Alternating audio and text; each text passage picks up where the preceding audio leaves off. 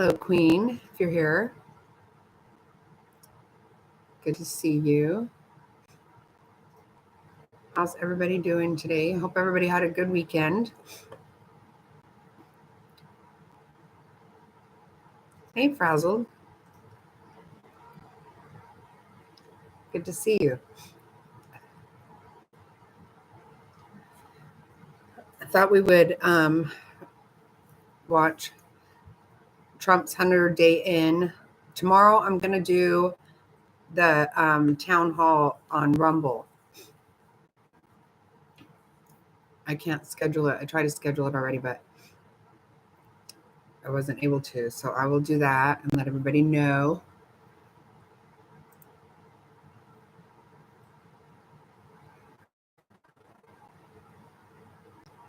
How is everything?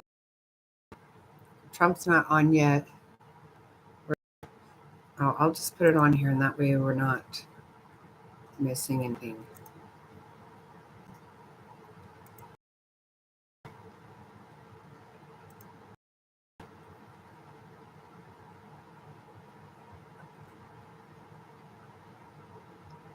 I'm freezing? What?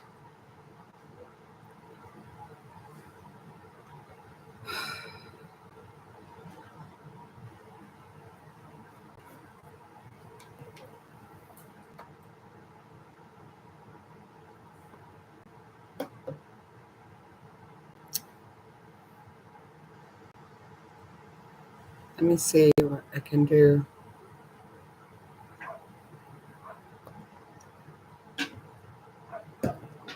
Damn it.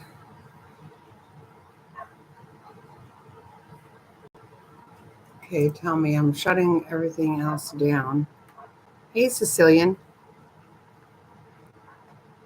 Is it any better? Okay.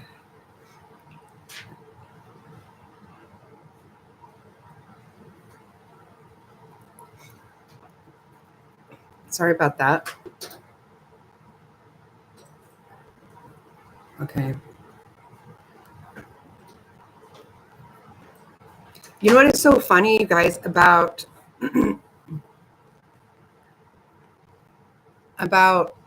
oh, here we go. And I won't forget the men who died, who gave that right to me, and I'm happy stand up next to you and remember still today, 'cause there ain't no doubt I love this land.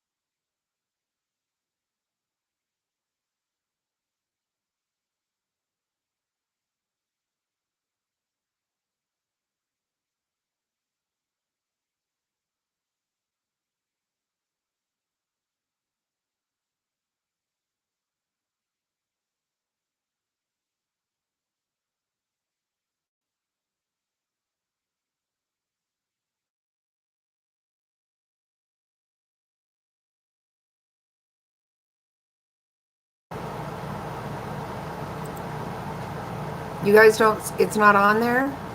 It went off? What the F is happening? It was showing there to me. Oh, God.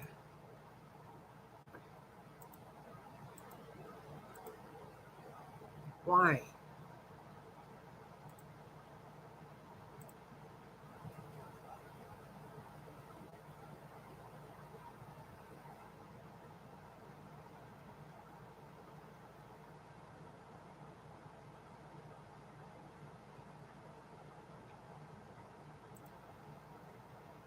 All right, let me see.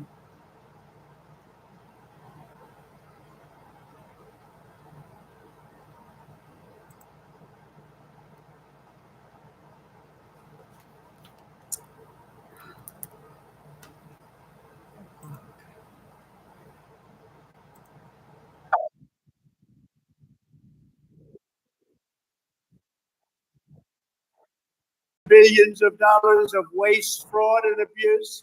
And above all, we're saving the American dream. We're making America great again, and it's happening fast, too. What the world has witnessed in the past 14 weeks is a revolution of common sense. That's all it is, really. We're conservative. You're conservative, you're liberal, whatever the hell. You know what it's all about? It's about common sense when you think about it. We're for common sense. We like strong borders. We like good education. We like low interest rates. We like being able to buy a beautiful car and now deduct the interest on the loan. That's never happened before. We want a strong military. We want low taxes. You know, the Democrats, they campaign on, we will raise your taxes. The first time, you know, I haven't been doing this that long, actually, compared to a lot of people. They've been doing it for a long time. They say, you became president. I can't get out of Congress, and some of them can't even get into Congress. But, you know, I haven't been doing it that long, but all my life I've been watching. And I've never heard people campaigning that they're going to raise taxes. It's always been, we will reduce your taxes, Democrat, Republican. Now they go, we're going to raise your taxes. If our bill doesn't pass, the Republicans, we have 100% just about Republican support, but it would be nice if we had just a couple of Democrats just to make sure, because, you know, every once in a while you have a grandstander Republican. We have some grandstanders, but every once in a while, not many, but remember who those grandstanders were and vote them the hell out of office, okay? Will you do that? Vote them out of office. You know, they do it they're morally bound. You know what the answer is? If you don't get it, you're going to have the highest tax increase in history instead of the greatest tax cut in history. If the Democrats prevail on this bill, you get a 58% tax increase. Would you like that? These are the Democrats. But I've never seen all the years they campaign, we will raise your taxes. I say, this country has gone crazy. And today they did it again. Some guy that I'd never heard of. John James, is he a congressman, this guy? He said, ladies and gentlemen, I am going to start the impeachment of Donald Trump. What the hell did I do? Here we go again. They want to impeach me. This lunatic, he was up. Actually, I had the television way down, and I said to our great First Lady, listen, did I just hear I was being impeached again? We're getting good at this, though. No, they've gone totally crazy. These people, and you know what? They've totally lost their confidence, too. They can't even tell a lunatic like this dumb guy that said it. And then you have the other one that's always with the cane. He's always impeaching. He raises his cane. He always impeaches. But they have no control over those people. They have no control. And the reason is they've lost their confidence. They have no confidence anymore as a party. They have no candidates. And, you know, when they say that Bernie's probably the best they have. By the way, he's about 7 years older than me, more. 8 years older. One thing I got to give him credit, he's a lunatic, but he's still pretty sharp. And he's going around with AOC +3. You know, the +3 follow him. They hang on for little bits. They hang on for nuggets. And they get crowds. They say, oh, our crowds are so much bigger than their crowds. Their crowds are small. If I ever had a crowd like their biggest crowd, they'd say it's over for Trump. He's lost the magic. But this is great, and all the people outside, we love you. We put screens up. We're taking back our country from a sick political class that got rich selling America out and bleeding America dry. We don't let that happen anymore. And we had 4 great years. We had the greatest economy in the history of our country. The stock market went up 88%. We did great. And we're going to do better now, because now we learned a little bit. After years of leaders who sent your money to defend the borders of distant foreign nations, that's what we did. We'd fight for other nations, but not for ourselves. You finally have a president who is defending our borders and our nation.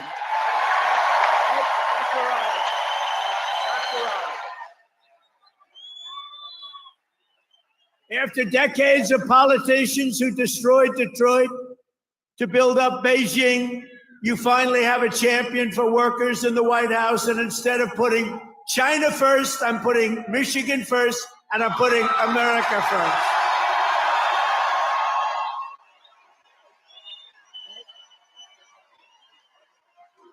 After a lifetime of unelected bureaucrats stealing your paychecks, attacking your values, and trampling your freedoms, we are stopping their gravy train, ending their power trip, and telling thousands of corrupt, incompetent, and unnecessary deep state bureaucrats, you're fired. Get the hell out of here. You're fired. Get out of here.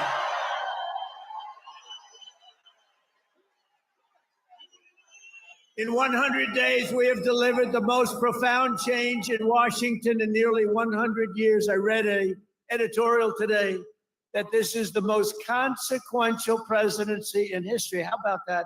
And it wasn't even by a group that would normally be supporting us. It was a group of people that I think they tend to be on the liberal side, but they said it's the most important election. November 5th, it changed it all. You have to see, well, you hear some of these numbers, but that is the most consequential election that we've ever had in our country. And what a nice thing. I'm going to start again subscribing to that particular paper. Even if I don't read it much, I'm going to subscribe.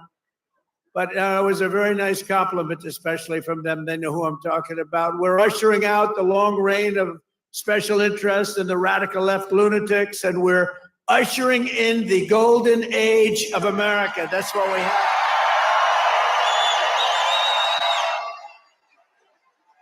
Right? Front row Joe. Look at you, front row Joes. I miss you guys. I miss the campaign. You haven't changed. You've lost a couple of pounds. Oh, he's probably getting to one of those jabbers. You've lost a couple of pounds. You look good. And I have Mr. Wall here. This guy. How many rallies have you gone to? Like hundreds, and we love him here. The Wall. One day I'm gonna get that suit and I'm gonna wear it on stage. We appreciate it, fellas. Great. Thank you. You know, we have a group of ladies. I don't know if they're here, but we have a group of women from North Carolina, a large group, like 50 of the most beautiful women, and they've been to 129 rallies. They're happily married, I think, too. They just keep going to rallies all the time. But they're great. North Carolina, where we won by big numbers. Nowhere has this transformation been more dramatic than our southern border. You have seen a change on your southern border that Sleepy Joe said couldn't happen. Sleepy Joe, the worst president in history, said it couldn't happen. The last administration engineered a massive border invasion, allowing gangs, cartels, and terrorists to infiltrate our communities and rape and murder our citizens. And that is being nice about it. That's actually being nice about it. They are the worst.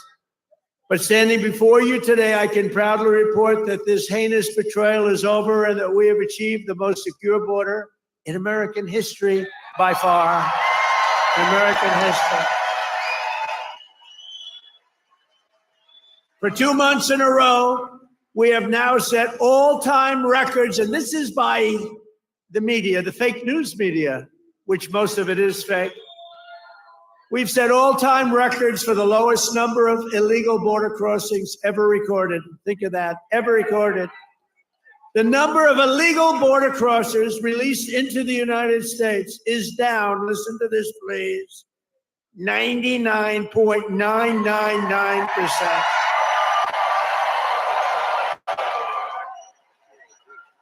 Think of that, 99.999.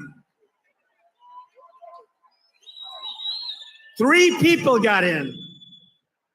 3. And I got angry as hell at Tom Homan. How did you allow 3, Tom? I called up Christy. Christy Noem's doing a great job, Tom Homan. I said, how did you allow 3 people? No, they allowed a few in for medical reasons. They had a couple of were very sick. The ones that got in were really very sick, and we had to take care of them. But it was a few people. But 3 people got in versus hundreds of thousands in the last administration. Hundreds of thousands a month were pouring in. Biden had no control. Thank goodness he appointed a great border czar, right? Kamala. She was a great candidate. She was fantastic.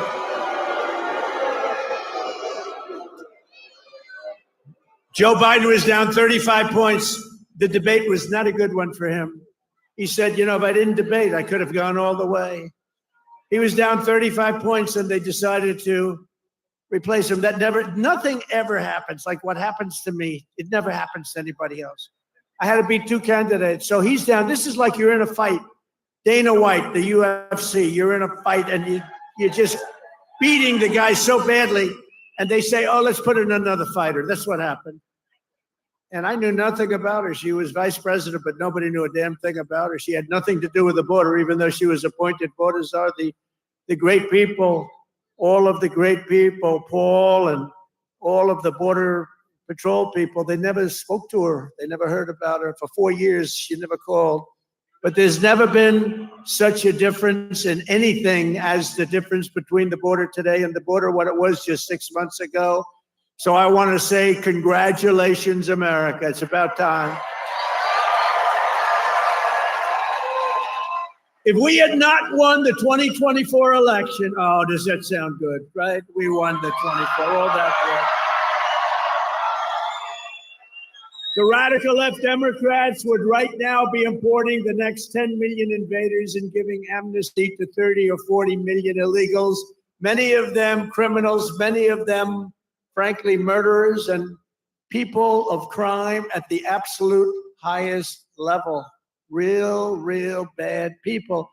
It would only be a matter of years or months until America itself became a failed third world nation. That was happening to us. We're going to be a third world nation. I'll tell you what, if these guys won, if this group of radical lunatics, and by the way, you know, Biden, we find out that whoever operated the auto pen was the real president, and Biden knew nothing about it. You know, he had a group of radical left guys who were very smart, and a woman, a particular woman. Very smart people. These are not stupid people. These are sick people, but they're not stupid people. And they were very smart. What they're best at is cheating at election. They cheat on elections. That's their single greatest trait. They cheat like hell. And let me tell you, they tried to cheat on this election, but we made it too big to rig. Remember? Too big to rig. They tried.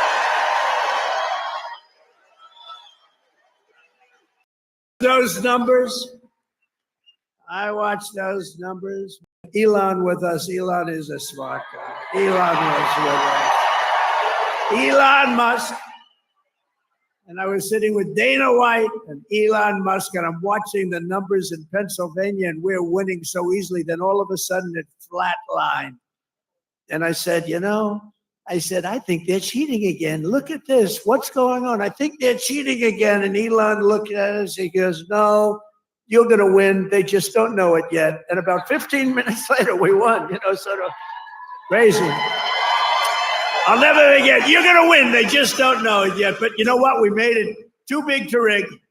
It was too big. Starting on day one, I deployed the U.S. military to defend our country from the invasion of our border.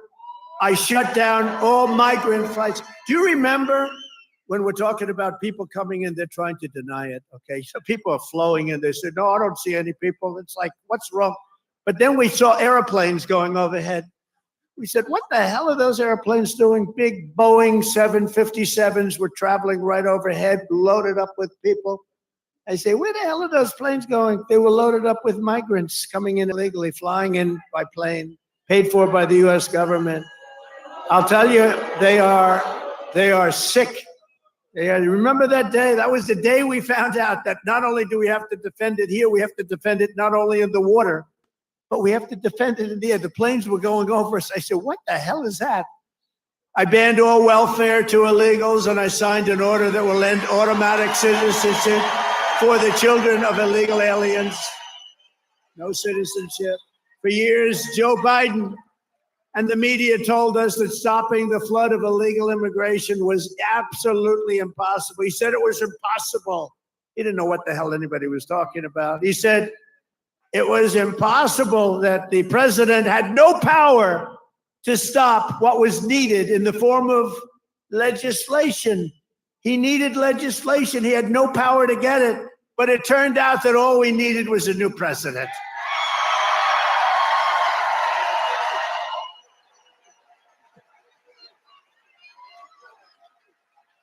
Within days of taking office, I signed the Laken Riley Act. Laken Riley, beautiful Laken Riley, who was killed by an illegal immigrant, viciously, violently killed. But I signed the Laken Riley Act to facilitate the expulsion of dangerous criminal aliens. And when necessary, we had to put them in jail. We couldn't take a chance that they'd come back in again. In recent weeks, ICE, who are great, these people are great, has arrested dozens of child rapists along with murderers, kidnappers, drug traffickers, and thieves, and frankly, people from mental institutions. We've designated 6 murderous Mexican drug cartels as foreign terrorist organizations. We have also designated 2 bloodthirsty transnational gangs, MS-13 and Tren-de-Aragua, TDA. They've been designated the highest level of terrorists, and that lets us do a lot of things that you wouldn't be able to do. We got to get them out of here before they kill more people. They've killed plenty. My administration has increased arrests of known and suspected terrorists by 655%. Is that okay? We tried to get it higher. But the courts are giving us a hard time. Can you believe? You know, I won on the basis of, I think the number one thing was on illegal immigration, the border, the people pouring across our border that are from all over the world. They're unbelievably bad. In many cases, unbelievably bad people. I think that was the number one thing. And now the courts are trying to say that, you know, that doesn't matter. I don't think it's going to be allowed to stand. Democrats have vowed mass invasion and mass migration. We are delivering mass deportation, and it's happening very fast. And the worst of the worst are being sent to a no-nonsense prison in El Salvador. Why don't you watch this? Watch this. Take a look.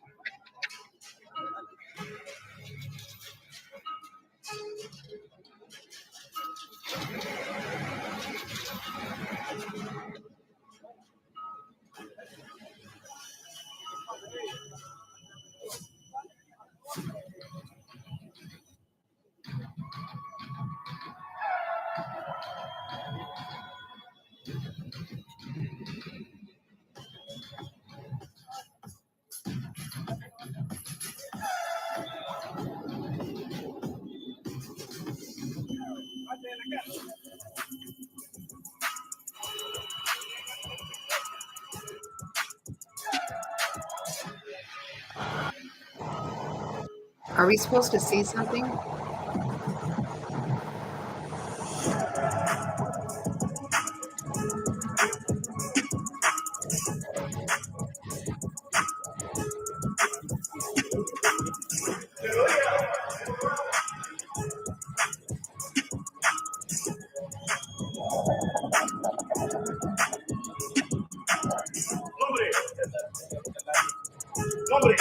César Eliseo Soto Mala.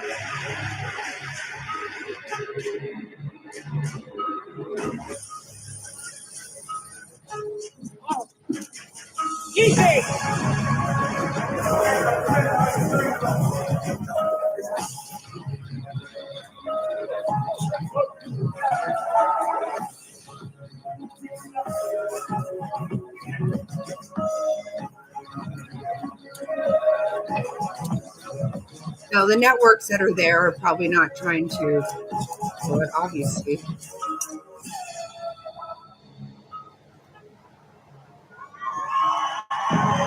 That's rude.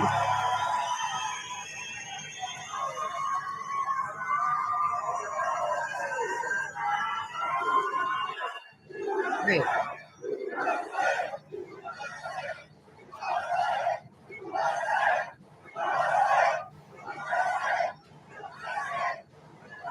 Wow. So under President Trump, America is a dumping ground for criminals no longer. They're not even trying to come in.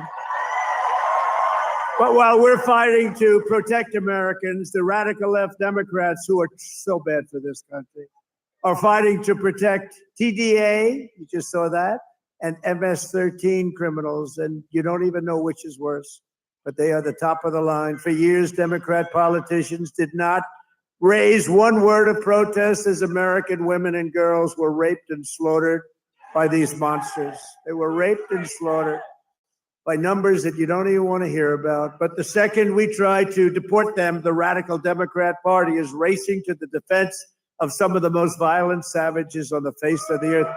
Who the hell would vote for these people? They're racing to the courts to help them, but this is not what the people want. This is not what they voted for in record numbers. I won the election. We won every swing state. We won the popular vote. And we got 312 electoral college votes. And just this month, 2 Venezuelan members of TDA, Tren de Aragua, were arrested in Washington state for kidnapping a 58-year-old woman driving a power drill through her hand to extort her bank account information, shooting her, leaving her for dead. And miraculously, she just survived, but she's not feeling so well. In January, Tren de Aragua member in Chicago kidnapped 3 women, took them in an alley, lined them up, and shot them each in the head. They all died. And the FBI recently assessed these vicious gangs have been sent by the foreign regime in Venezuela to foment violence and instability in the United States of America. Can't let that happen. And it's not just, in all fairness, not Venezuela. It's all over the world. It's all over. They come in from the Congo. They come in from Africa. The Congo, they emptied out their prisons into our country. But they come from Africa, Asia, South America. They come from all over bad parts of Europe. That's why we've invoked the Alien Enemies Act to expel every foreign terrorist from our soil as quickly as possible.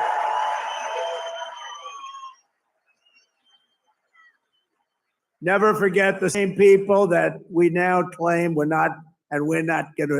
just not taking this crap anymore. We can't. They're claiming that we're not allowed to deport illegals, and they're the ones who orchestrated an 8-year campaign to jail their political opponents. You know what I mean? They want to jail. They want to jail. That's all they can do, jail their political opponents. What they did to people is a disgrace. And now they come after us. Why are you not nice to them? Why are you not nice to them? They tried to jail your president. They tried to jail. Except for the really courageousness of a few very good judges, you know, we could have been calling you from the other side of the bar saying, hey, fellows, how about a little protest? How about a little protest? But they cheered the assassination of CEOs, looted our cities, and destroyed our property. No, they tried to jail our politicians, and they tried to jail a lot of people, many of whom didn't even know what the hell they were being looked at for. These people are criminals. If they had their way, we would be living in a third world hellhole. That's what they want. Removing the invaders is not just a campaign pledge. It's my solemn duty as Commander-in-Chief. I have an obligation to do it. Save our country. And that's why we got, despite the fake polls, you know, they do these polls where they interview far more Democrats than Republicans. I saw them over the last few days, and I had them checked out. They interview far more Democrats for the polls. They interview Democrats by big numbers and then Republicans by small. They say, Trump only has a 44% approval rating. Well, it's actually not bad. But when you figure that if it were a legit poll, it would be in the 60s or 70s. These people are a bunch of crooked people. No, they interview more Democrats than Republicans. In other words, they take the poll and they interview Democrats. They poll Democrats. And then they say, they try and depress it as much, just like they write bad stories. 97% of the stories written about me, think of it, were negative. And yet we won in a landslide because they have no credibility.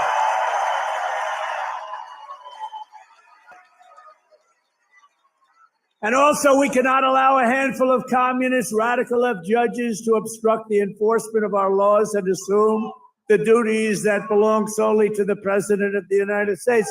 Judges are trying to take away the power given to the President to keep our country safe, and it's not a good thing. But I hope, for the sake of our country, that the Supreme Court is going to save this, because we have to do something. These people are just looking to destroy our country. Nothing will stop me in the mission to keep America safe again. It's very simple. Keep America safe again. And our first 100 days have also produced historic results in the battle to defeat Biden's inflation disaster and bring jobs and wealth back to America and bring them back to Michigan. Okay, we want to bring them. As an example, since I took office, the cost of eggs is down 7%. Now, right? You remember a few weeks ago for Thanksgiving, before we heard about it, before I heard about it a long time ago, before Thanksgiving, I heard about it.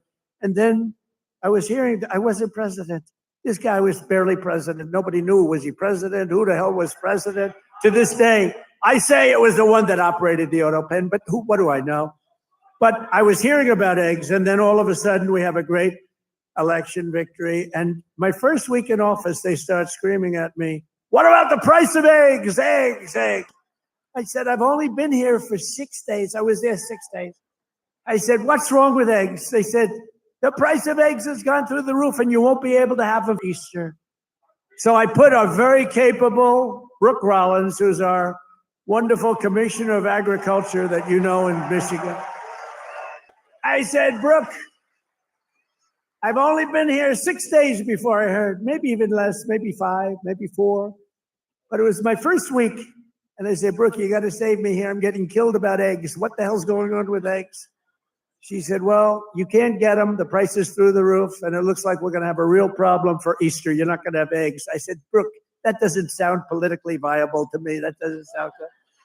Because nobody's going to believe me when you get out there that it's Sleepy Joe Biden's fault. So, Brooke, you got to get going, Brooke, please."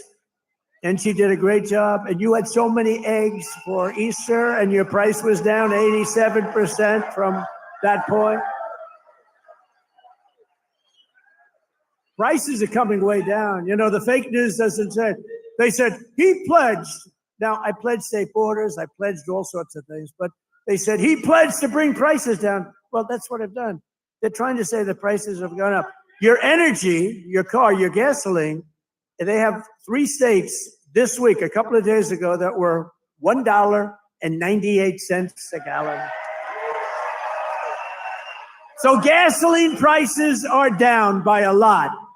Energy prices are down. Mortgage rates actually just went down. Prescription drug prices just saw their largest monthly decline ever recorded. How about that? Remember what you heard. Prescription drug prices just took the biggest plunge ever since they've recorded the prices, which have basically gone up, except for my 4 years. They did pretty well, but we got to know that system. The system is a bad system, but they just took the biggest dive ever in the history of prescription drug prices. Think of that. That's a big thing. I got to say it again and again, because they will never tell you that. The fake news will never tell you that. Grocery prices have gone down. Everything's gone down. And yet I saw this person on MSDNC, which I think is probably even worse than CNN. It's probably worse. Probably worse than CNN. But I saw this horrible, horrible anchor. How these people get jobs. I wouldn't hire them to do the most menial of chores. But I saw this person. He campaigned on bringing prices down. Every price has gone down. What am I going to do? I mean, think of it. Gasoline was almost $4 not so long ago. And now, Mike, we just hit $1.98 in a lot of states. Think of it. And they're saying, and you know what? And inflation is basically down. And Interest rates came down despite the fact that I have a Fed person who's not really doing a good job, but I won't say that. I want to be very nice. I want to be very nice and respectful to the Fed. You're not supposed to criticize the Fed. You're supposed to let him do his own thing. But I know much more than he does about interest rates, believe me. Core inflation has reached the lowest rate in 4 years. And last month, we had the largest drop in consumer prices since the pandemic. This is all done in 100 days. Think of that. This is all done in 100 days. But when you watch the fake news, you see fake polls. Again, they poll more Democrats than Republicans. Democrats aren't going to say, I'm going to vote for Trump. And we still got 45, 44%. But on the legitimate polls, I think we're in the 60s. I think we're in the 60s or 70s or something. In 3 months, we have created 350,000 jobs. For the first time in recent memory, job gains for native-born Americans now exceed job gains for foreign workers. This is for the first time, and nobody even knows when, Americans now are doing better than foreign workers. How about that? I mean, that's okay. I want everyone to do well, but that's okay. And to curb inflation, we're cutting a record number of job-killing regulations. We beat in the 4-year first administration, which was a tremendous success. We cut more regulations than any president in history, including 2-term presidents, including Roosevelt, who was more than a 2-term president. We cut more regulations than any president in history in 1 term, and now our 2nd term. And, I don't know why. It was so important to win because they used to say, the fake news, to be a great president, you have to serve 2 terms. So now we're going to serve 2 terms. Now they've taken that one. Cross. Right? Right, Dr. Oz? Cross that one off. Cross that one off. No, they say it all the time. When I was out, they say, well, they go out.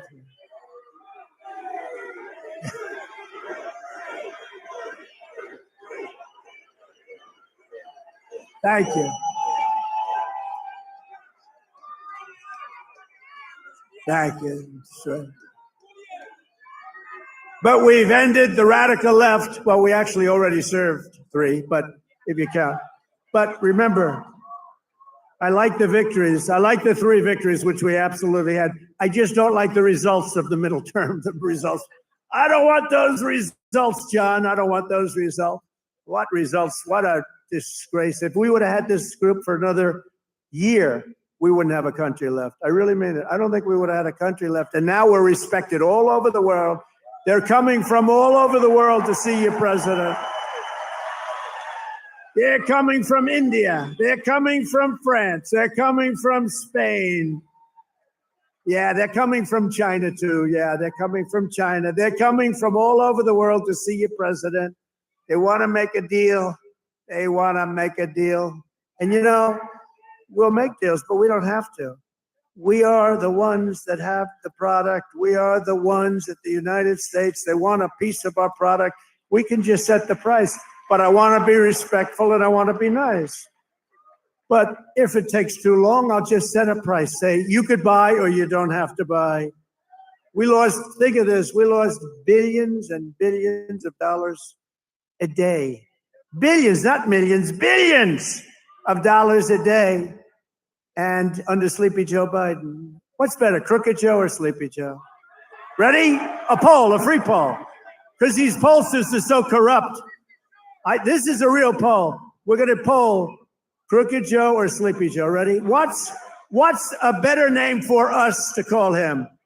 Sleepy Joe or Crooked Joe?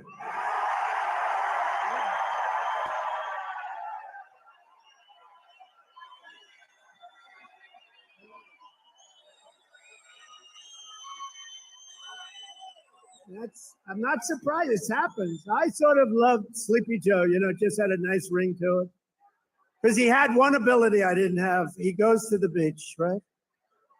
And he could fall asleep on a cottage drooling out of the side of his mouth, and he'd be sleeping within minutes. carrying the aluminum chair, you know, the kind that's meant for old people and children to carry. It weighs like about 4 ounces. And he couldn't get his feet out of the sand. And he'd sleep, he'd fall in this thing, and with it, and he'd have, you know, he's president, so you'd have cameras. He'd be in a bathing suit. Somebody convinced him that he looks great in a bathing suit. He's 82 years old. Cary Grant didn't look great in a bathing suit when he was 82. You don't look great. You know, at some point you have other assets, okay? But that's not right. But he'd go and he'd walk in the sand and he'd fall into that thing, and within seconds he was sleeping. I'd be tossing and turning and scheming and thinking and saying, how am I going to beat China? How am I going to stop the war with Russia and Ukraine? This guy could fall asleep with cameras blazing, right?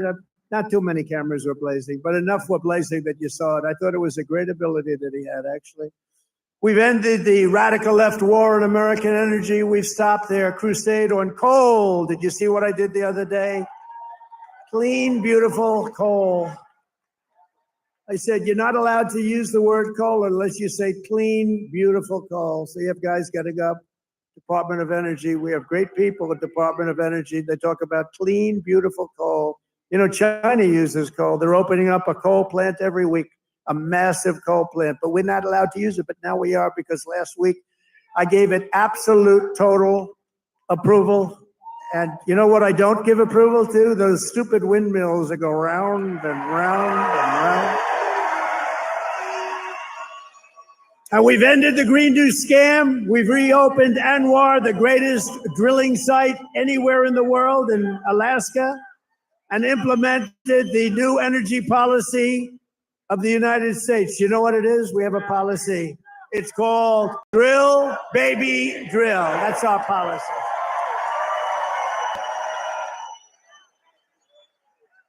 That's our policy, Michael, right? Great Michael Whatley, head of the Republican Party. He's done a good job. Him and Laura, they took the party by storm, right? He had a good candidate, but had a couple of good candidates, didn't he? Michael's been incredible, actually. Michael Whatley, North Carolina. He watched in 2020. He did so good for me. And, you know, he was in North Carolina. He did so great. What's the problem over there? What's the problem? Is that a radical left lunatic? He's just a child. All right, get him out. Yeah. Oh, I'm sorry. I'm sorry, ma'am. I thought it was a guy. Thank you. And she now has to go home to a mother who's a big Trump fan. Her mother's watching. I'm sorry. I'm sorry. I said he, and it's a she. I'm sorry. To keep my promise to the great state of Michigan, I terminated Joe Biden's insane electric vehicle mandate, where you were mandated to buy an electric vehicle. You were mandated within just a few years to buy an electric vehicle. How about that? And you know what? They're great, but people don't. Not everybody wants them. You got to be able to buy a hybrid, a gasoline-powered car. You can buy lots of different cars, but you can't be mandated to do anything. And I've already proudly imposed a 25% tariff on all foreign automobiles. Any foreign car, like they do to us. This is going to create more jobs in this state and this country. And to help these automakers bring their factories home as rapidly as possible, I've just signed an executive order to give partial tariff rebates to any company that assembles its cars right here in the U.S. In other words, if they can't make it in time because they have to do it here, otherwise they haven't, I'm giving them a little bit of a break, right? They took in parts from all over the world. I don't want that. I want them to make their parts here. But I gave them a little bit of time. It's 15% and then 10% of the parts. So it's not so bad. Somebody would say, oh, well, that's a change in parts. It's not. It's called a little flexibility. The guys were crying. They love it. Everything's good. But just in case we can't get everything in time, we gave them a little bit. So it's 15% of the parts, and then it's 10% of the parts. We give them a little time before we slaughter them if they don't do this right. They're going to make so much money. They're going to have so many jobs. No, but jobs are way up. Jobs are way up. We're pleased to be joined tonight by Brian Panebecker. Do you know who that is? Of the Auto Workers for Trump. And Brian is a union guy, loves the unions, loves everything, but he knew that Trump was right. Brian, come up here, Brian. I got to see Brian. Look at the arms in this guy. Look at the arms.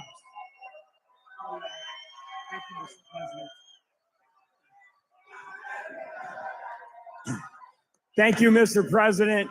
It's a great honor to be here on your 100th day in office of your second term. And I just want to remind you of something I told you at one of your last rallies before the election. I've got it on video. I've watched it dozens of times at home. After I was able to speak, I turned to you and I said, Mr. President, Macomb County is going to win Michigan for you. And that's exactly what happened. We had a margin of victory of 70,000 votes in this county alone. Thank you, Macomb County.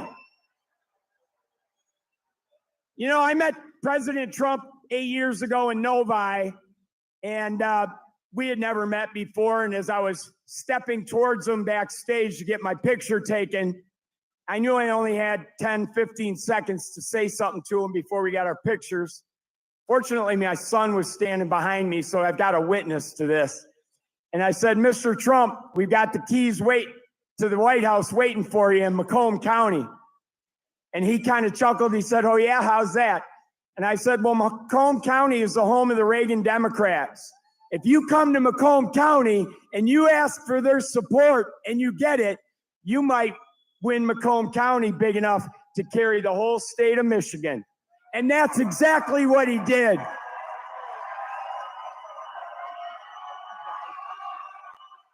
So I want to say thank you to the auto workers, everybody who works in the automotive field, the suppliers, every one of you, the truck drivers. Thank you so much for supporting the greatest president in our lifetimes.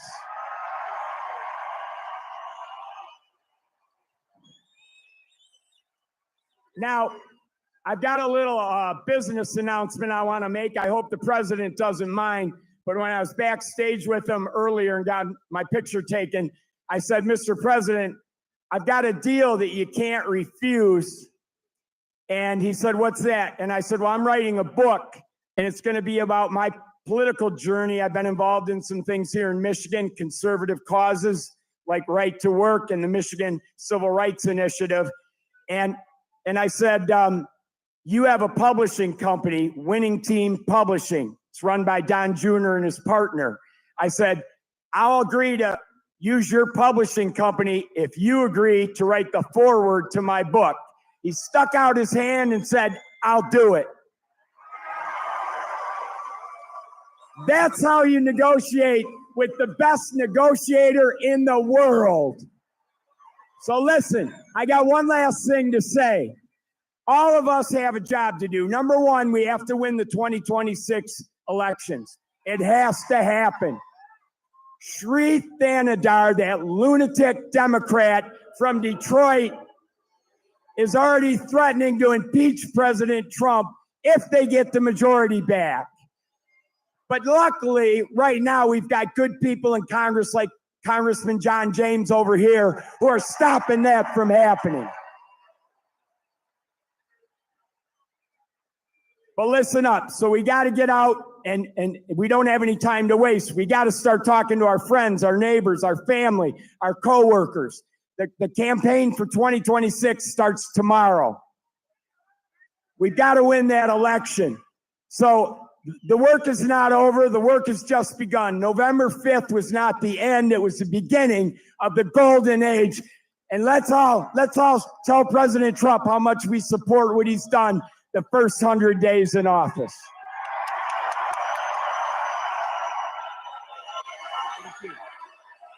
Oh, yeah, I forgot. There's one other thing I wanted to say in front of all these thousands of people to President Trump. President Trump, I love you.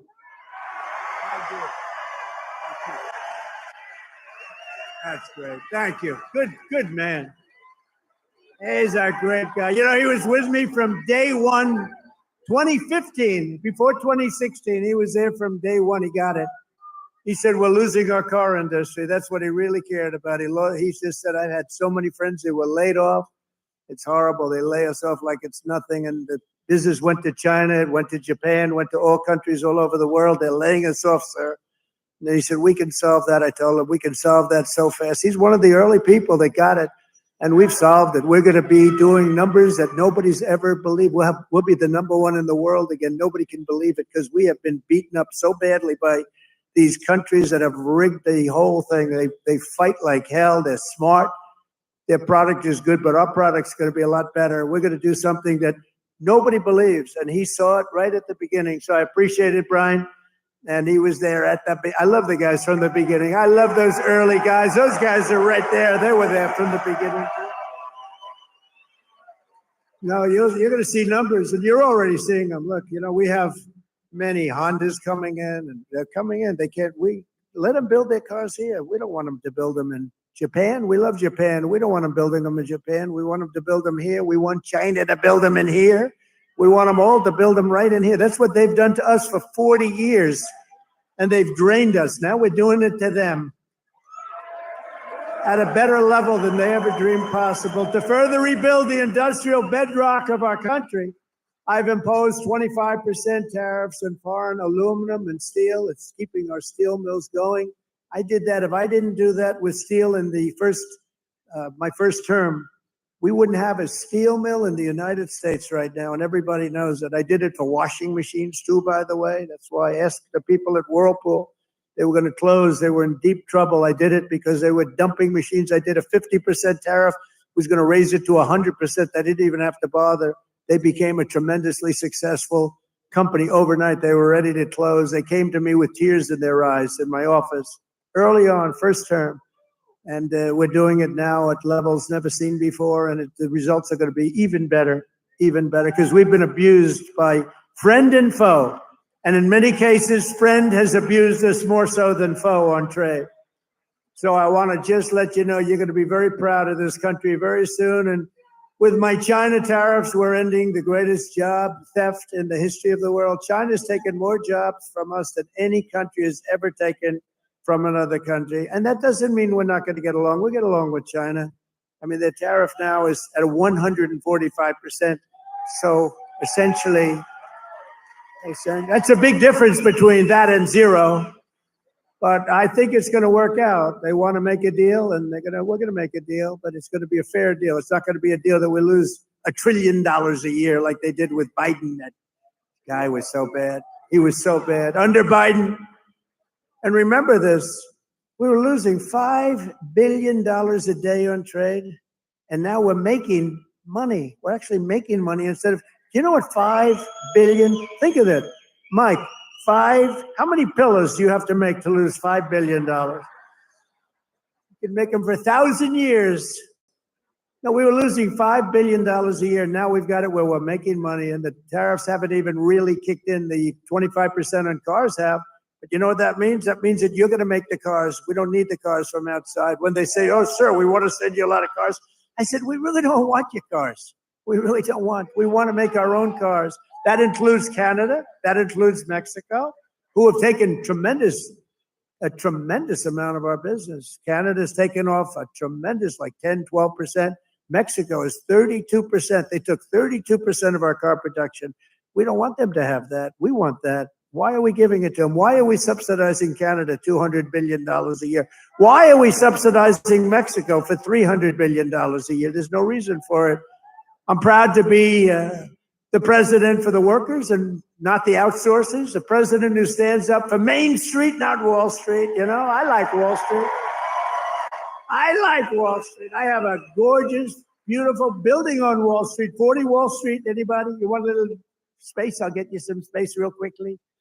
Now I've got one of the most beautiful buildings in the world on Wall Street, but I still like Main Street because you're Main Street. I want Main Street over Wall Street. And we want to protect the middle class, not the political class. That's all. I haven't done this very long. We want to protect our people.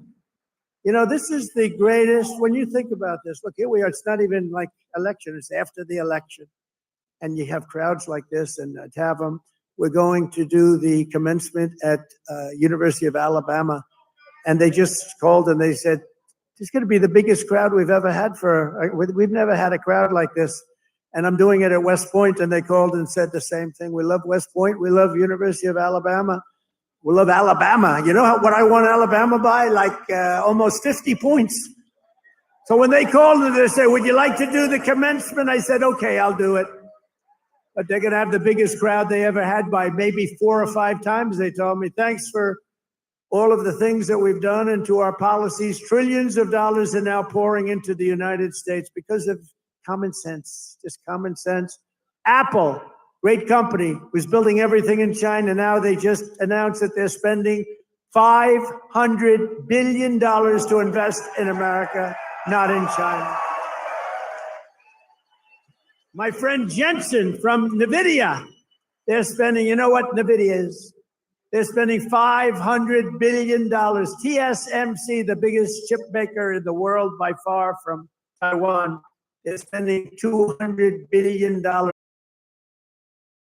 Mac, $20 billion.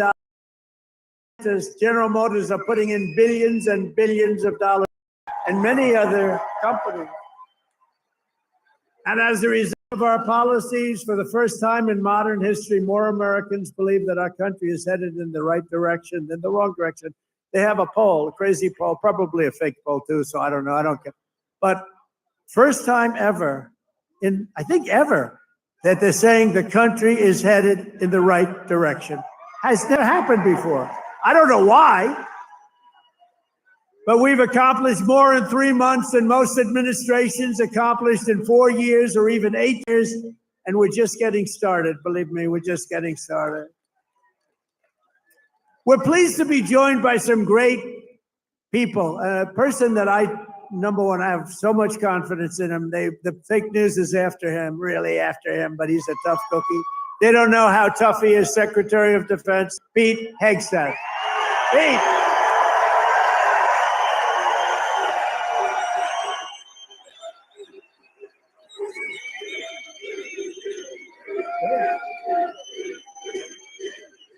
Wow, that's pretty good. How are the Houthis doing? Not too good, right? Our new administrator of the Center for Medicare and Medicaid Services, somebody that everybody knows, but this guy, you know, the show was a big success, but sometimes it hurts your image to have a television show. He's the top, he went to Harvard. I shouldn't even mention that anymore because that used to be a good thing. Today it doesn't mean much. But he went to University of Pennsylvania Medical School, top student, top doctor, top everything. One of the smartest guys in medicine, also a big star, Dr. Mehmet Oz. Dr. Oz, thank you, doctor. Thank you. A man who waited today just came here. He was all sore. I said, what the hell happened? He ran into the building because he wanted to vote. And here we passed the vote. John James by a lot, right? And thank you for making it. He had a vote. I said, John, do me a favor, stay and vote. We're voting essentially on the big, beautiful, that gorgeous, big, beautiful bill. I said, you know, I want you there badly, but you got to vote, please. So thank you very much, John. Good job. Michigan House Speaker Matt Hall. Matt, thank you. Thank you, Matt. Michigan Senate Republican leader Eric Nesbitt. Thank you, Eric. Thank you very much. Michigan GOP Chair Jim Runstead. Thank you, Jim. Good job. Nice tie. Thank you, Jim. Great job. One of my favorite people. We just had such success. You know, we had so many votes stolen in 2020, and then this guy came in, and they didn't steal him from his state, North Carolina. Told you. But they didn't steal him. He had 601 lawyers, and they had lawyers at every voting booth. And I said, who is that guy that did so well? Because we won the state. Other states, you know, they inched us out. And, you know, at the end, they just inched us out, crooked as hell. But this guy didn't let that happen. His name is Michael Whatley, North Carolina. And now he's the head of the Republican Party, RNC. And he's great. And I must tell you, he worked with a great woman, my daughter-in-law, Laura, who was unbelievable. Who's got a very successful television show. That was a tremendous combination. That was a very important combination. Also the great, and you see him on television, he's unbelievable. Hey, Stephen, come up here fast. The great Stephen Miller. Do we like Stephen? Where is Stephen? Come here, Stephen. I love this guy. I love this guy.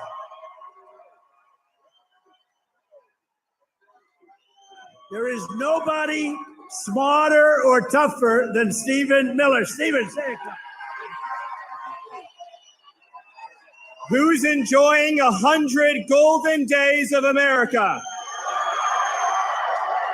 President Trump has achieved the most secure border in American history. He's fighting violent crime. He's fighting the drug cartels. He's cutting your taxes. He's cutting wasteful spending. He's draining the swamp. He's standing up to the radical left. He's standing up to the communists, and he's making America stronger than it's ever been. President Trump will never stop fighting for you, your children, and your family. And President Trump will make sure that in this country, not illegal aliens, not criminals, not gangbangers, but American citizens come first, last, and always. Thank you. And thank you, President Trump, for being the greatest president in American history.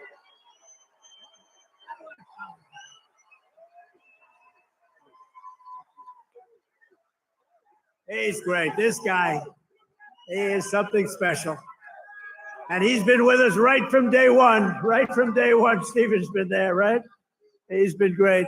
A man who put on about 928 rallies for me. We didn't have a glitch. Justin Caparel. Justin, thank you, wherever you are. He's probably backstage working. We did over 900 of these. Thank you, Justin. And Margot Martin. Does anyone know Margot? Beautiful Margot. I call her the world's greatest photographer. Where is Margot? Margot's great. Where are you, Margot? And she's very shy, actually.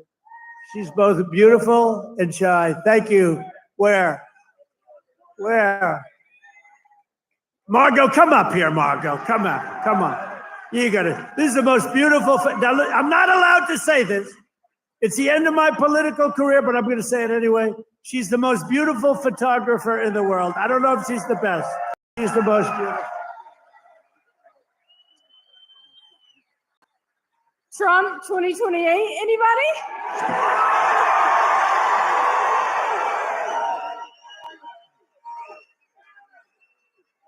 People love Margot. And how about Caroline? How's Caroline doing? How is our Caroline doing? Caroline has taken the world by storm. She's taken it. And, you know, we have a man here that I don't know, but he's defending me all the time on CNN.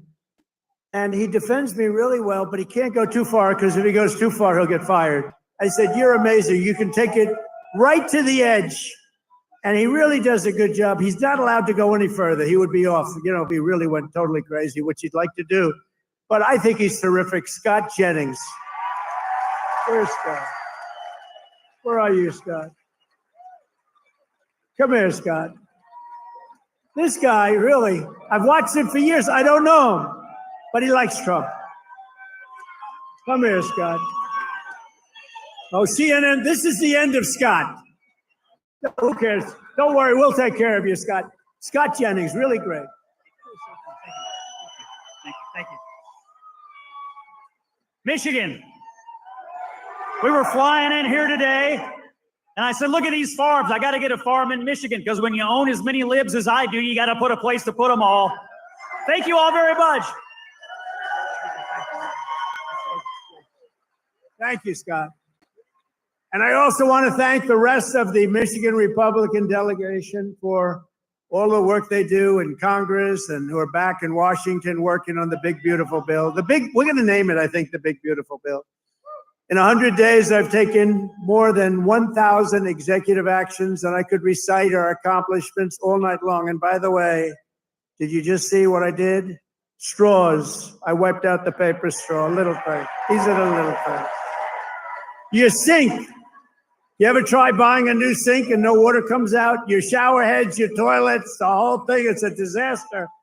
We now have it so you can have as much water as you want because it's not an environmental problem. You have areas that can't get rid of their water and yet they put restrictors on them. You used to take them off, but now you can't because they're welded in, but now you don't have to worry about that because we've opened up your faucets and we've opened up, especially me. I don't like taking a shower when water goes drip, drip, drip onto my luxuriant hair. I need a lot of water. I need everything I can get. I don't need to be under a shower trying to get water to come out of that damn thing. So we've opened up the shower heads, the faucets, the toilets, the washing machines that don't give you water. All of that stuff has been opened up, and we're giving you gas ovens, gas stoves, if you'd like. No more electric. You can have electric if you want. I have a lot of friends, they like gas better. You're supposed to sell your gas stove or get it. I don't know, who do you sell it to? Maybe another country, because we're the only country that would be so stupid to that. But the stoves now, you can have gas stoves, all you want. Put 4 of them in your kitchen. I couldn't care less. It's all common sense. People were so angry about that. Remember? They were all angry. Get rid of your gas stove. You have to go to electric. There's something they have with electric that's amazing. And by the way, Elon makes a great car, but not everybody's going to want it.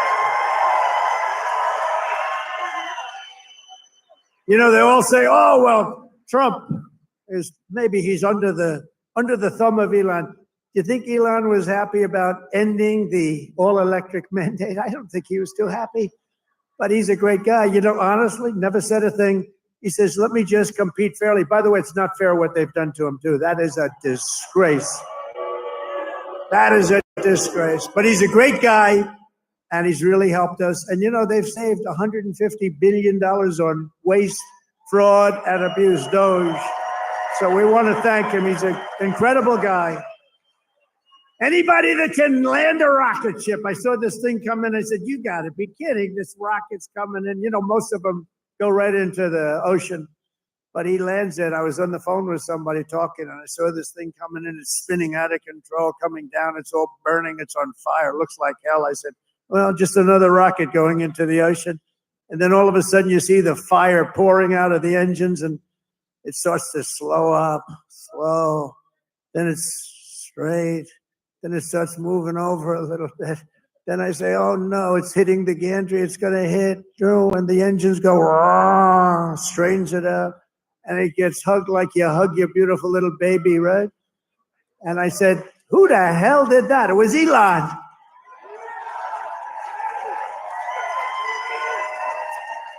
And he told me, you don't have a space program if you have to drop $1 billion machine into the water every time you fly. You have to save those suckers. So he does. He's an amazing guy, and he's a great American, and he loves our country, he loves you. And he's paid a big price to help, but I have a feeling it's going to end up being good for him, actually. I really do. I established the new Presidential Commission to Make America Healthy Again, chaired by our new Secretary of Health and Human Services, Robert F. Kennedy Jr. He's doing a good job, Dr. Oz, right? He's doing a good job. And he's a little bit different, but I want to tell you, he's a great guy. He's a great guy, and he loves this country. Just last week, Bobby announced that we're banning 8 major artificial dyes from our food supply. Sounds good to me. And on day one, I created that right now, very successful Department of Government Efficiency headed by Elon. That was a big thing doing that. I mean, the numbers are really incredible. Doge. So it was a very big thing. We terminated the left-wing money laundering scam known as USAID. How about the money that was going out? How about the money that was going out? Billions and billions. They were giving individual people billions of dollars. Can you believe it? People that had nothing, they got $1 billion. One got $2 billion. $2 billion for the environment. had $100 in the bank. You got $2 billion, not 2 million. You know, 2 million would have been a lot. 200,000 would have been a lot, but it would have been fine. $2 billion. And we directed all federal workers to return to the office in person, or unfortunately, they're fired. You're fired. You know, some of these guys got their golf handicap way down during the so-called time where they're supposed to be working at home. You know, they weren't working at home. Who the hell would work at home? How do you work at home? It's terrible. And we found a lot of them where they had second jobs. They were just taking us for a ride. They're all taking us for a ride. The foreign countries were really taking us for a ride, both on military and on trade.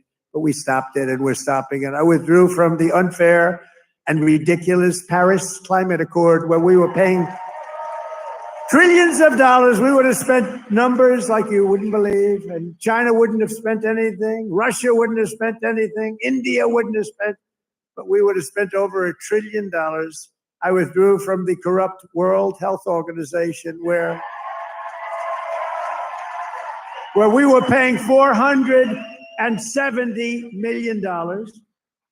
And China was paying, with a population quite a bit larger than ours, thank you. The problem with us, we have no idea what size our population. They allowed so many on under Biden. But let's assume it's 325 million. China's 1.4 billion. We were paying $470 million. And China was paying $39 million. And China was running the whole show. So I said, no, thank you. I withdrew. They offered me to sign up at 39 million. I still said no because it was sort of scammy. I didn't like it. And Biden came back in and he signed up. And they knew we could have signed up for 39 million or less. He came back in and he signed up for the same as what they were paying before, almost $500 million. Now, that's a lot of money, but it's nothing compared to the trillions of dollars that they waste. But that's the way it is. They know they can sign up for less. They don't even care. It's like they don't want to have the conversation. And you're talking about a $450 million difference. But they came up right in the first week. He said, no, we're going right back in. Okay, I can understand that. But you go in for 39 million. They could make a deal for 39 million. They signed up for $472 million. And I withdrew from the anti-American UN Human Rights Council, which is totally disgusting.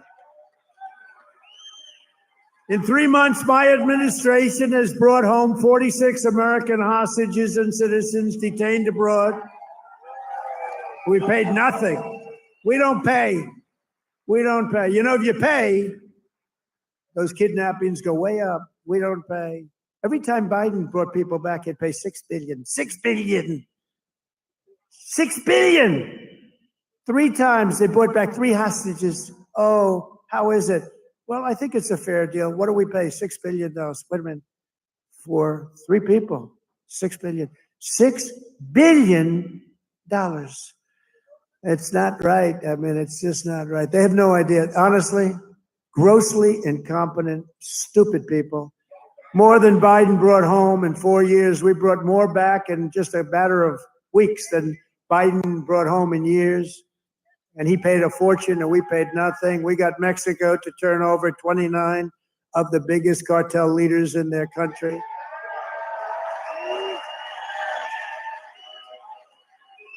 And we're charging Mexico and Canada and China big tariffs because of the fact that they've allowed fentanyl to come in and poison our country. They're paying a lot of money for that. And because of that, you'll watch, it's going to stop. It's already slowing down. Within 6 weeks, we also apprehended the terrorists responsible for the attack that killed 13 American service members, known as Abbey Gate. I got to know them. I got to know those families very well. They're devastated during the disastrous withdrawal from Afghanistan and brought him home. I mean, we brought this guy home to America. We got the guy that did it. We got him. They were looking for years, but we got him. It took us to get him. We got him in the first month. Brought him home to face justice. And it was that gross incompetence that probably led Putin to go in and attack Ukraine, because they were never going to. That was never going to happen. If I were president, the Ukraine-Russia war would have never, ever happened, not even a little chance. We have ended the weaponization of law enforcement and fired Joe Biden's handpicked. These are pro-crime U.S. attorneys, except if it's a political person like me. You know, I was under investigation more than the late, great Alphonse Capone. Al Capone was the greatest gangster of them all.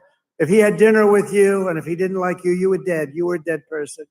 You'd be under a foundation somewhere in a nice big building or sports center going up.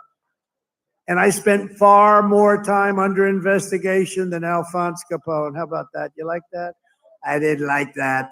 I didn't like it. We removed senior FBI officials who were corrupt and misdirected the resources they sent to SWAT teams after grandmothers and J6 hostages, what they did to those J6 hostages. And they did nothing to the people that took over Portland and took over Seattle. They literally took over a big portion of Seattle, or in Minnesota, Minneapolis. You remember that disaster where they said, no, this is a peaceful rally. The CNN lunatic anchor, the guy has about the personality of an ant. This is not a man meant for television. He said, no, the rally is quite peaceful. Then he got hit with a brick or something. And over his shoulder, the entire skyline of Minneapolis was burning. You remember that one? The entire skyline was burning. And I have to be careful because that gentleman right there, one of the greatest purchasers of advertising in the history of the world, Mike Lindell, there has never been a better purchaser. He comes from Minnesota. No, he's the greatest purchaser of ads in history. If he would have bought my ads, I could have had 10 times more ads on. There's never been. Is there any station that doesn't have a pillow ad in? But he's great, and he's doing great, and he's got a beautiful new wife and all that stuff, and I'm proud of you. Look at him holding hands. They're still holding hands. I'm very proud of it. That's nice. Usually by this time, in a lot of people I know, Mike, by this time it's over. It's over. Look at you holding hands. I love that. I saw that. I pardoned hundreds of political prisoners who had been grossly mistreated. We created a brand new DOJ task force on anti-Christian bias. It's a big problem. I stripped the security clearances of the disgraced intelligence agents who lied about Hunter Biden's laptop from hell. Remember the laptop from hell? Remember the laptop from hell? When you had the 51 agents, they said, oh, Russia did it. Russia did it. Russia did everything. Russia did it. And it was all like horrible, disgusting stuff. You hadn't seen the worst of it, but it truly is the laptop. By the way, a very brilliant reporter for the New York Post wrote a book called The Laptop from Hell. You ought to read that book. It is really, it tells you the facts, okay? It tells you the facts. Miss Devine, the great Miss Devine, she wrote an amazing book, actually, The Laptop from Hell. We also terminated the clearances of the Biden crime family and Joe Biden himself because he's corrupt. And I banned all government censorship and restored free speech in America. We have free speech. We didn't have free speech. I ended all of the lawless so-called diversity, equity, and inclusion bullshit all across the entire federal government and the private sector. And I made it the official policy of the United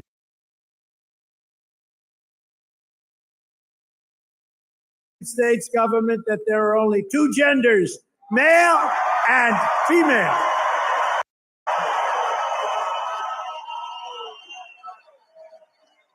And the really easy one, this was the easiest one I had. I banned men from competing in wind sports.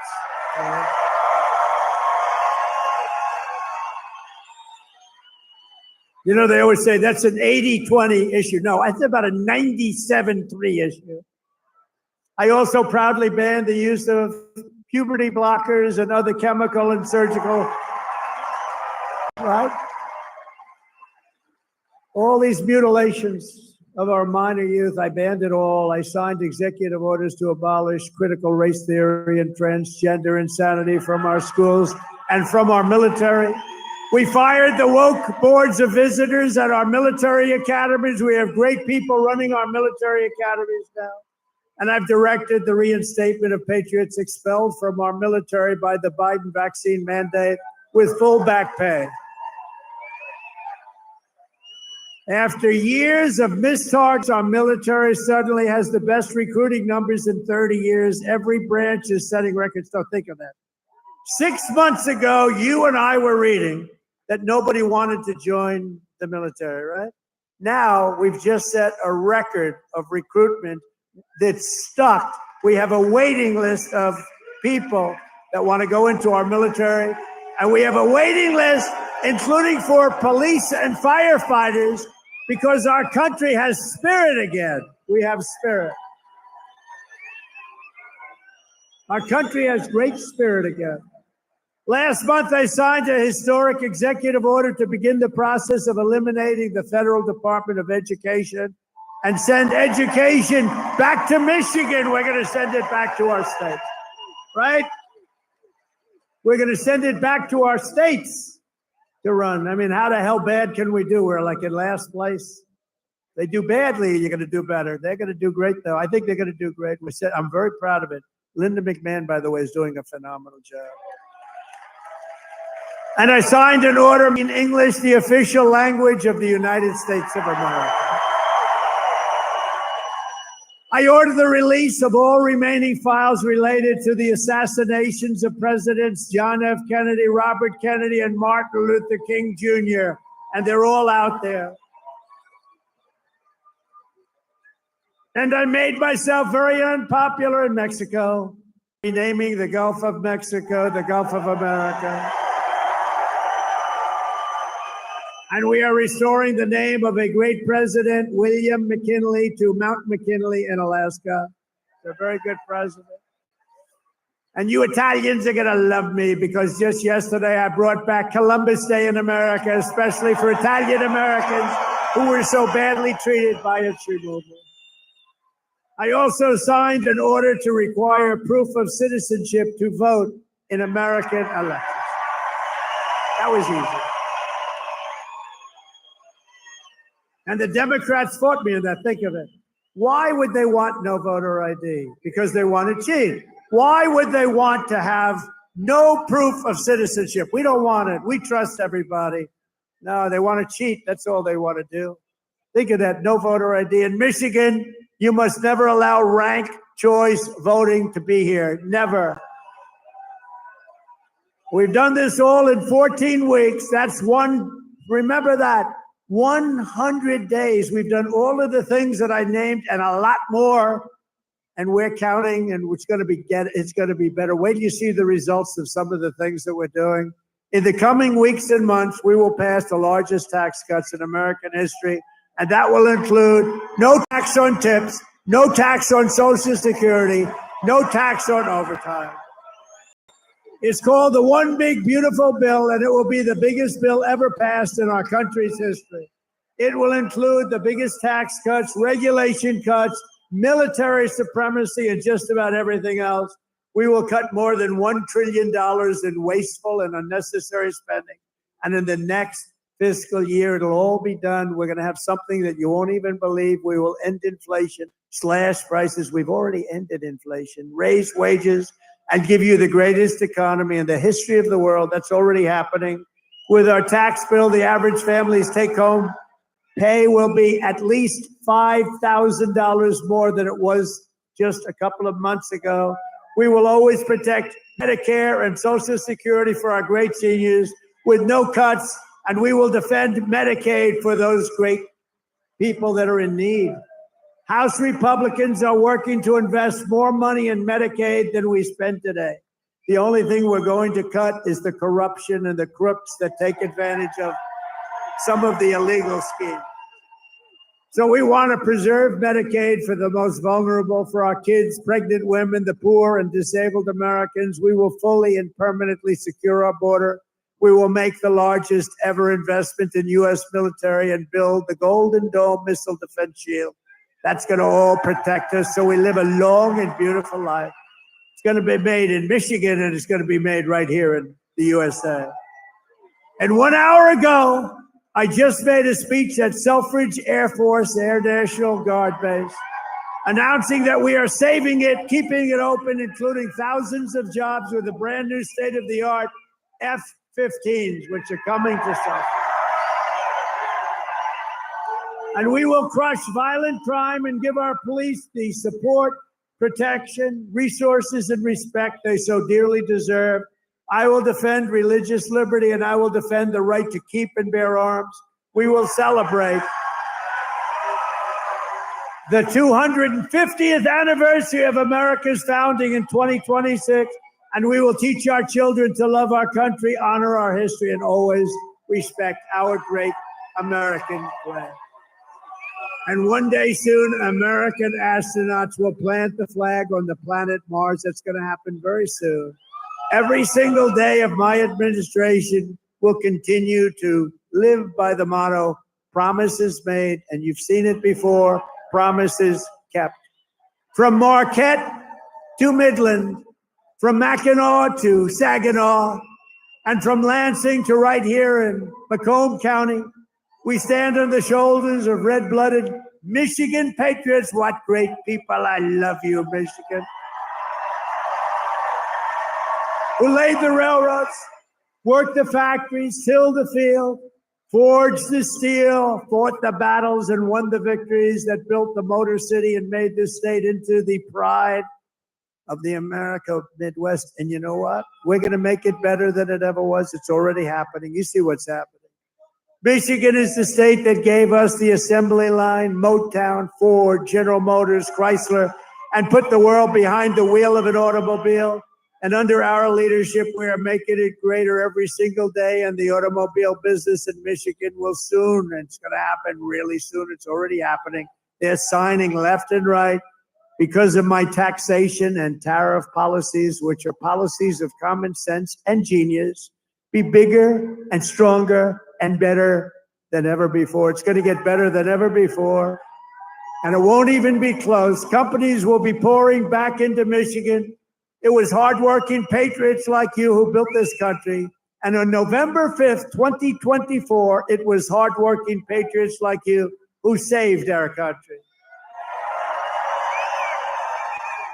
So thanks to your help, your love, and your support, after 100 days back in the White House, America is a free, proud, and sovereign nation once more. And our magnificent destiny is closer than ever before. It's closer than ever before. You have no idea how close it is. Our golden age has only just begun. We are one people, one family, and one glorious nation under God. We will never give in. We will never give up. We will never back down. We will never, ever surrender. We will fight, fight, fight, and we will win, win, win. Together, we will make America powerful again. We will make America wealthy again. We will make America healthy again. We will make America strong again. We will make America proud again. We will make America safe again. And we will make America great again. I love you, Michigan. I love you. Have a good time. Thank you. God bless you all. God bless you. All right. All right. All right. All right. Ladies and gentlemen, Donald Trump in a great mood. Look at him go. Donald Trump having a rowdy time in Michigan. I haven't seen him this loose. I haven't seen Donald Trump this energized. He was relaxed. He was in a flow state. Look at him go. Look at it. The very, very special YMCA dance there for President Trump with the wrists. This one. I don't really know what else to call it. I don't know what else to call it. Here we are, ladies and gentlemen. I love it. I love it. I love it. Great. Perfect. Yes. Good. Fantastic. Okay, just getting notes here from our producers. Right.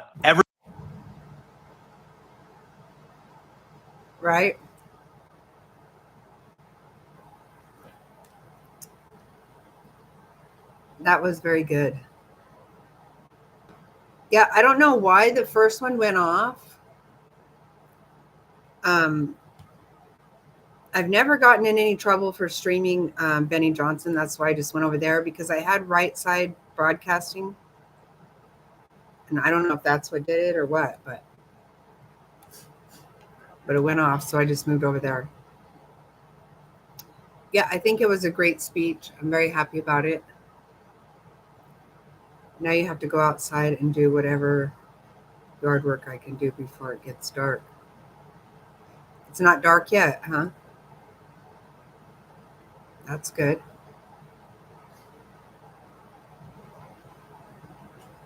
Nice.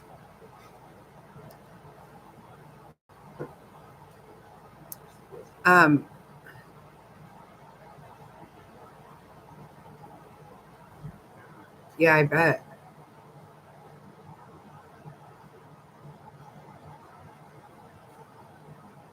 I hate the time change. Hey, Top Hats. Yeah, that's funny. I kept meaning to text you back.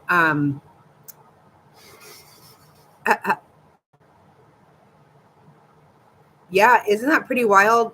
A lot of things that have come out about the Kohlberger case, right? Pretty crazy. Pretty crazy.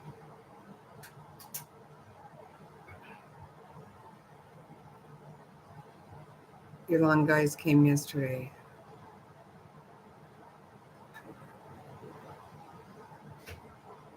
Oh my gosh. Yeah.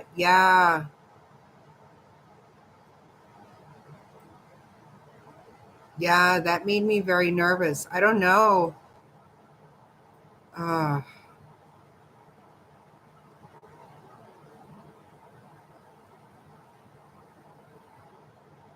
Well, it made me really sick. Yeah, I think so too. Okay. Okay, Queen. Thanks. Love you. Yeah, let me show you guys something. I don't know if you've seen this. Whew.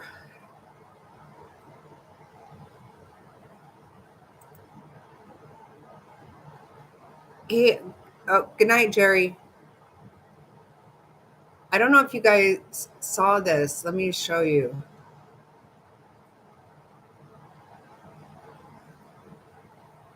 This was pretty wild.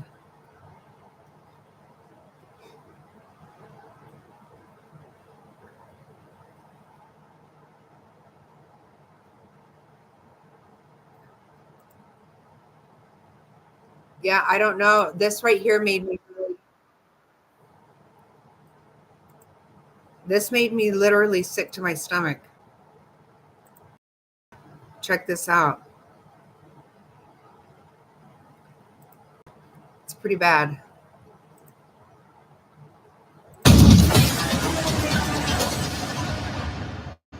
What's up, guys? It's Benny. We finally know the truth about this event, the slaughter of 67 innocent souls above the skies of our nation's capital, just 1 week after President Trump was sworn into office, and it's worse than you can possibly imagine.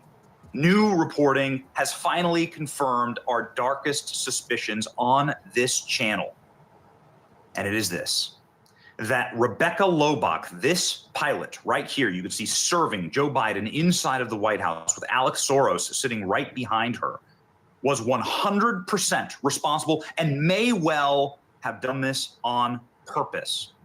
Ladies and gentlemen, this is according to a brand new New York Times article. You can see here, this article is 5,000 words long, into extraordinary, excruciating detail of this event. But let's jump in really quickly to two things that you have to see right now.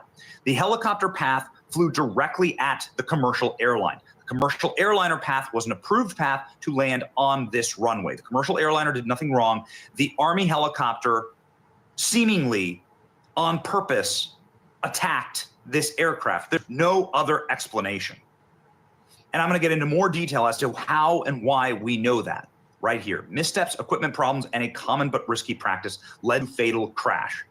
This is the New York Times breaking this all down. But ladies and gentlemen, let's just jump right into the brass tacks. Rebecca Loebach was not training correctly. She was not flying the helicopter correctly. She was not listening to orders. She did not listen to the radio control tower. She didn't listen to her co-pilots. And she was effectively targeting a commercial aircraft. That is what we now know, and that is what has been confirmed by this article. The reason we know is because of way down here at the bottom of the article, and we're going to break down the entire thing. We've read the entire thing. There's a lot of big details, but this is the one that really hits. Down at the very bottom of the article, because of course they bury it, that she was ordered by her warrant officer sitting directly in the helicopter cockpit with her. His name was Warrant Officer Eves, ordered her to change course in the vehicle. He confirmed with the control tower that that's what they were going to do. He told the control tower approved for them to do that. He told her to move. 15 seconds later, she flies directly into the commercial aircraft, killing men, women, and children, Russian citizens, Chinese citizens, Olympians. And as you can see here in the horrifying footage, she didn't even try to move. You can see that they were directly targeted. And I use the term targeted specifically because when we spoke with Black Hawk helicopter pilots on the show, they said, listen, you can have near misses, you can have confusion, but the way that these birds operate, if you're trying to move, if you're even trying to evade something, you can do it, first off, incredibly quickly. These birds are designed to evade RPGs, missiles. These are helicopters. These are aircraft that are designed for war zones to keep our men and women safe. Here's the tell. You can see here the tail of the helicopter. It doesn't move. If this helicopter was trying to evade this plane at all, you would see the tail of the helicopter go up, down, sideways, move somewhere in order to position the helicopter out of the flight path. And now we know, according to the New York Times, that she was ordered to do this and instead flew directly into the commercial aircraft without even attempting, as you can see there with the tail, without even attempting to change course. It is our worst fears. Was this a DEI hire? Was Captain Loebach somebody who should never have been in that cockpit? I think the answer is absolutely yes. Was this helicopter where it should not have been? The answer to that is also yes, according to the black box data. And also according to the New York Times reporting, this helicopter was flying where it was not allowed to fly. The female pilot of the Black Hawk helicopter collided with American Airlines flight at Reagan National Airport, ignored her co-pilot and the control tower's critical errors, and was flying at an altitude that they were not legally allowed to fly at. Here's how the article concludes. He told her he believed the air traffic control wanted them to turn left towards the riverbank. Turning left would have opened up more space between the helicopter and flight 5342, which was headed to the runway 33, exactly where it should have been, roughly 300 feet. She did not turn left. She just plowed directly into it. It makes absolutely no sense. I mean, other than someone having a mental breakdown or a seizure, perhaps, but there's no indication of that. The article goes into detail, but there's no indication that she had some type of medical event. You just you're just left to assume the absolute worst, which is that she wanted this to happen. She was clearly capable. She was physically capable of turning the helicopter, and she just didn't. Let's jump into even further detail. The New York Times has confirmed that Captain Rebecca Loebach failed to heed commands and instructor advice, causing the fatal helicopter crash. The helicopter crew appeared to have made more than one mistake. Not only was the Black Hawk flying too high, but in the final seconds before the crash, the pilot failed to heed directives from her co-pilot, the Army instructor, and change course. The crew's mission was to conduct an annual evaluation of Captain Loebach. This is why I say she was in training. She definitely should not have been flying over some of the most crowded and restrictive airspace in the world. Why can't you do trainings for bad pilots or for DEI pilots? Why can't you do that over the Grand Canyon or in the desert somewhere? Why do you have to do it over Washington, D.C.? It seems very reckless to me. I hope they change that. And Donald Trump has now banned all helicopter travel through the Potomac in Washington, D.C. She joined the Army in 2019 to ensure her helicopter piloting skills were up to par. Captain Lobach was the highest ranking soldier in the helicopter, but Chief Warrant Officer Andrew Eves, who was acting as her instructor, had flown twice as many hours over time. So he was a far more experienced pilot, and that's what really matters. As the helicopter approached the Key Bridge, from which it would fly south down the river, Warrant Officer Eves stated that it was 300 feet and descending to 200 feet. Necessary because of the maximum height for its route was 200 feet. This would have, of course, been a close call, but it wouldn't have smashed into the commercial aircraft had it been the correct altitude. But even as it reached this juncture, Warrant Officer Eves evidently felt obligated to repeat his instructions. The Black Hawk was at 300 feet. He said it needed to descend. Captain Lobach said she would. But 2.5 minutes later, she refused to descend. Direct, immediate intervention was needed that night. Instead of seeing and avoiding the commercial aircraft, she flew straight into it. Investigators might never know why. There was no indication that she was suffering from mental health issues. The Black Hawk was 15 seconds away from crossing paths with the jet when the warrant officer turned his attention and he barked at her to turn the helicopter. And it just didn't. I just want to play you one more time. You have to see it. It's here, clear as day on camera. The helicopter, and I want to just bring your attention to this. Commercial aircraft in the sky look like that.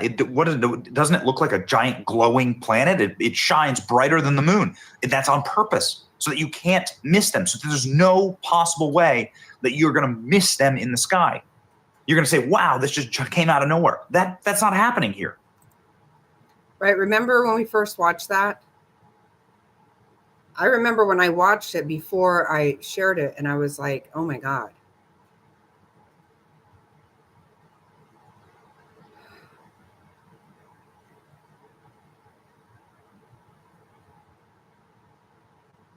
I don't understand this kind of stuff. I don't get it. Remember, oh my God, my stomach, I was like, oh shit. Oh my God. That was so, to have the video of this so clear. And if you guys remember, right after that, they kept talking about how, your vision is off here and there. I never was trying to listen to that because what do you mean? Right the fuck in front of you is obstructed somehow? No, it's not. Remember all these experts were saying different things? No, none of that makes a lick of sense.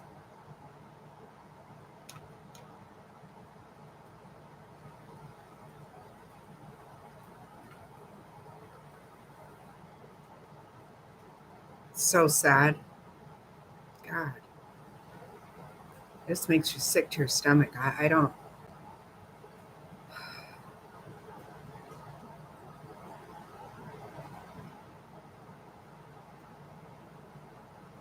I haven't even heard of any lawsuits yet. I'm sure there's always going to be lawsuits, but there needs to be a lot of shit with this because what the fuck happened?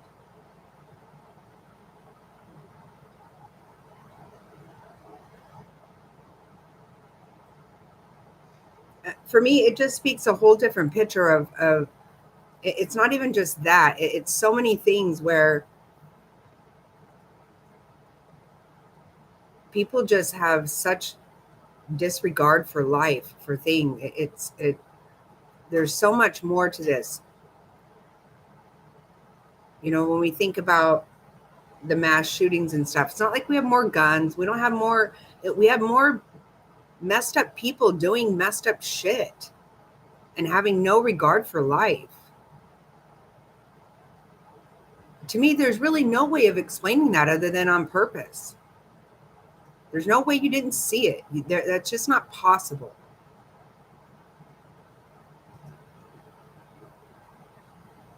God.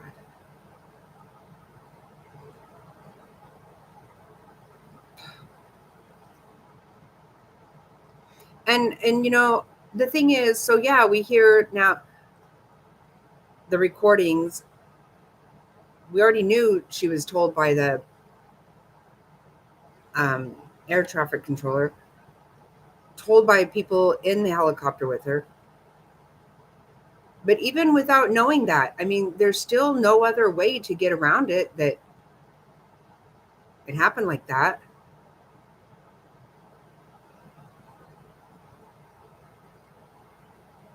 It's so irritating to listen to people saying things like, well, believe it or not, you really can't see this or really can't see that. Well, then you can't fly this son of a bitch if you can't see. That's stupid.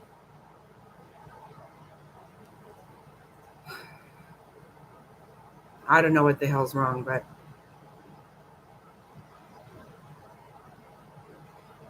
hopefully this country can get back to having God involved in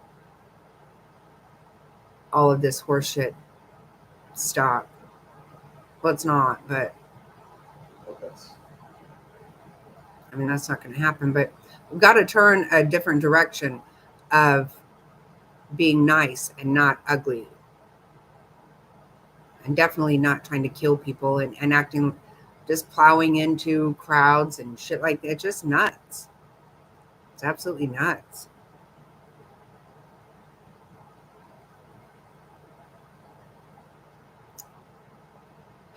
Anyway, I thought I would share that. But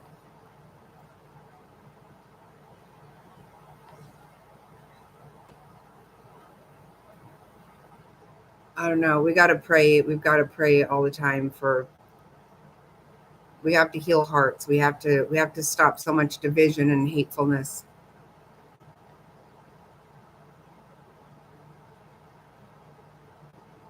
So many very ugly things happening, and it's just terribly sad.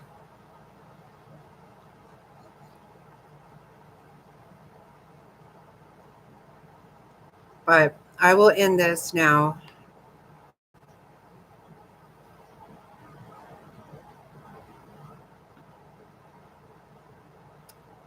And I will be back. I'll be back tomorrow on Rumble. I'm going to, as soon as I am able to create it on Rumble, they won't let me do it that early. But I'll post something on YouTube to show the town hall tomorrow. But other than that, I'll be back on, I'm not sure when. But I hope everybody has a wonderful evening. And I will see you later. Thank you for being here. I appreciate you. Good night. Bye.